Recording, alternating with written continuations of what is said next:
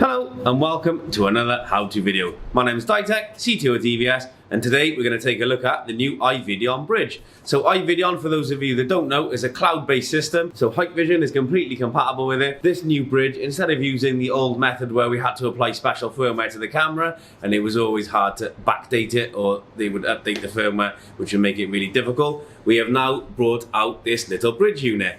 The idea of the bridge is, sits on your network, you can connect up to 16 cameras at 2 megapixel or higher than 2 megapixels, as long as the total bit rate of the 16 cameras doesn't go above 32 megabits. So 16 2 megapixel cameras at 2 megabits each, or you could have 4 8K cameras as long as they don't go above 32 megabits. That's what it's been tested at, that's what it's stable at, so that is what we suggest you stick to. So inside the box, you get the tiny little bridge unit, very small.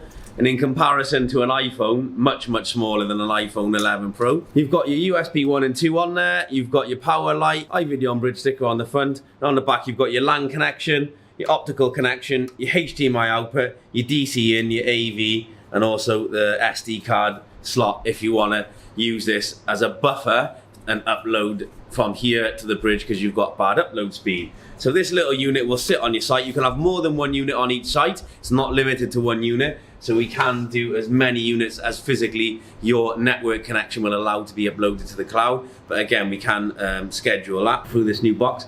You can also connect the monitor to it and use some basic local control.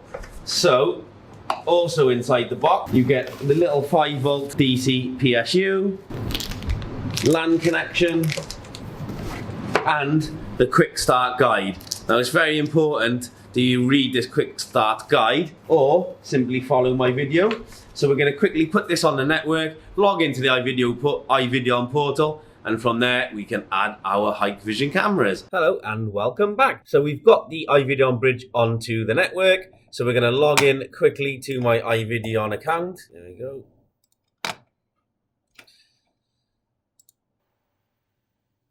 As you can see, I've got no cameras added on this account. I've deleted all of the ones that had the special firmware on, and we're going to add some via the bridge. So the first thing we need to do is click on connect a device. Now all of these ones you can use, like iVideon powered camera, iVideon powered DVR, they're the ones with the special firmware. We're going to look specifically at the iVideon bridge. You can also connect a laptop or desktop camera or a regular IP camera, and so you install a server as a service onto a PC and you can stream anything from there. But the iVideon bridge is definitely the recommended route. So we'll select iVideon bridge, give it a name, so DVS HQ bridge device. Help if I can spell. Now the MAC address is on the box, so we'll quickly type that in. So 881909 F4 8F87. Click continue. So now I have to go and turn the unit on. Click continue. Now connect it. It's important you follow these steps, which are listed in the manual, which comes in the booklet. Click continue. Now this might take a couple of minutes. It can take 2 to 5 minutes. Hopefully it won't take as long as that. So I'm going to quickly pause it while that connects. Okay, welcome back. So the bridge is actually online now. So we're going to add a turbo DVR and an IP camera to it. Simply radio button, configure bridge. Add an IP camera directly, 192.168.4.3. Username is onvif.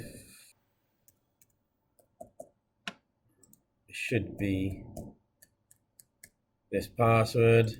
Yep, the 180-degree bullet, so 180 bullet, which is outside our front door. Connect camera. Then we'll select our pricing plan.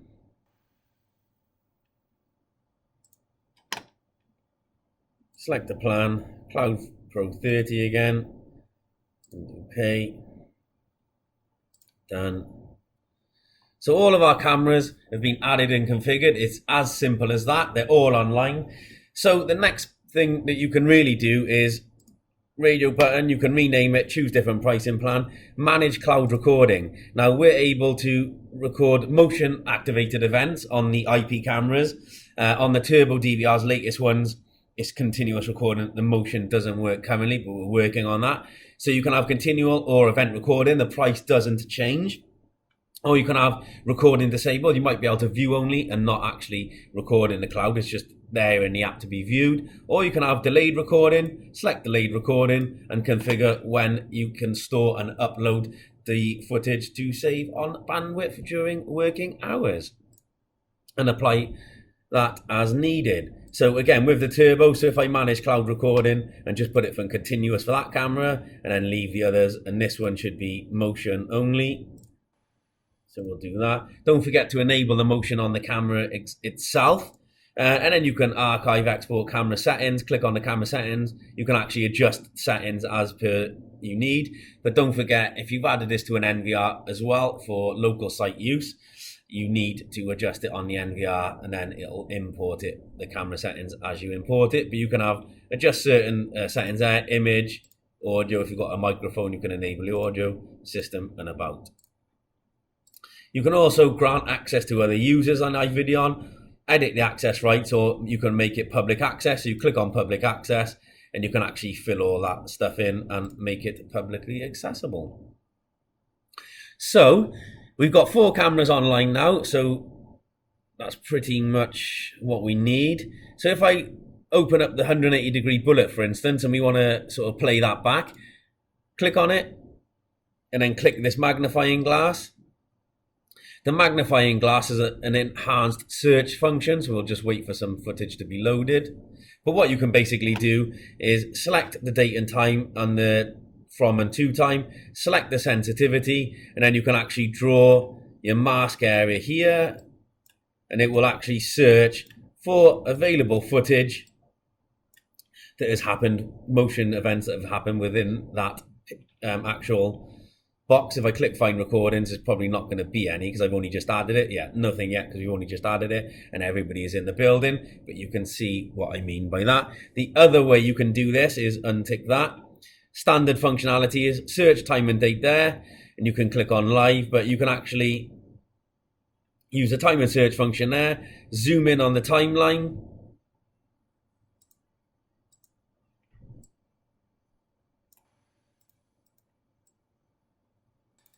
all the way back here. You can see there, if I double click on that, that will take us to the archive time. So that would have been a motion event, possibly, or when I added it before I changed it.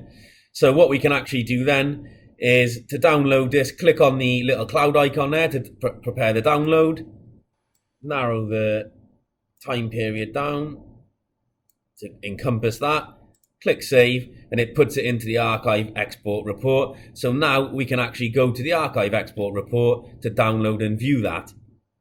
So close that down. Again, download the app onto your phone and log in with the credentials that you'd log into in the web, and you get all of the cameras that you've got assigned to here. So the live view capability, the playback and export function, along with notifications, and you can turn the notifications on the app on and off as required. So if you don't want to be disturbed, you can disable that.